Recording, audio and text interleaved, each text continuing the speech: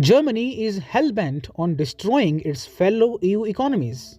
It is imposing a subsidy war on the European Union, which will fuel the German economy at the expense of all other European nations. Hi and welcome, you're watching India's World. We discuss geopolitics here. Subscribe to our channel and press the bell icon for more interesting videos. Germany is sneakily pushing for revamping EU's subsidy rules. Germany wants to provide heavy subsidies to its companies and to its people, which other EU member states are opposing.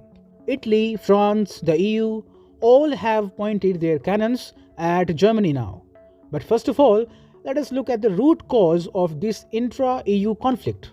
The Biden administration last year passed the Inflation Reduction Act or IRA, which promises to give American manufacturers massive subsidies and incentives.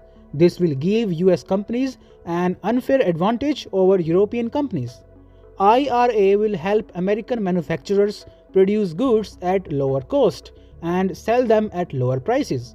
This will drive EU companies out of business. To cope with America's subsidy war, Germany also wants to offer such subsidies to its companies. But EU state aid laws prevent it from doing so. To maintain a leveled playing field for all companies, subsidies beyond a certain level cannot be provided by EU states. But Germany is fighting back. A strategic paper released by the German ruling party SPD said last week, the state aid framework urgently needs to be reformed and brought up to date to match the US initiative. But the call to reform subsidy rules triggered a massive backlash against the German government. The Dutch government was the first one to respond. It said, relaxation of our competition and state aid rules is most of the time not the preferable way or the most beneficial way to tackle new challenges. Experts are fearing that since the German economy is the strongest of all in the EU, Germany will dwarf all other nations in rolling out subsidies, which will give German companies an unfair advantage. This may even drive all non-German EU companies out of business. According to data from the European Commission, German companies are already the largest beneficiaries of state aid granted in response to the energy crisis, where additional support for companies was tolerated. Under the so-called temporary crisis framework, Germany is responsible for rolling out more than half of approved state aid within the EU. France is responsible for 24% of state aid and Italy for 7%. Thus, the rest of the EU only makes up 16% of notified state aid, despite representing 45% of the EU's GDP.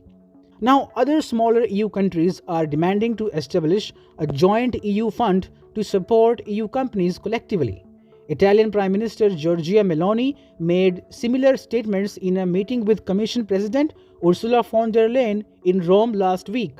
She emphasized that Italy would only agree to ease state aid rules if a European sovereignty fund, as proposed by von der Leyen, would be set up at the same time. Otherwise, Germany would disproportionately benefit from relaxation of the state aid rules. However, Germany has so far fundamentally opposed such an option. According to plans by the German Economy Ministry, Berlin is highly skeptical of financing the response on the European level. Instead, it is insisting that funding should be raised primarily nationally. So, this is an EU versus EU war that seems to be ending in a deadlock. But Germany is making sure its companies and industries stay afloat, even if that means eroding other EU nations' economic security. India's World, telling the right side of the story.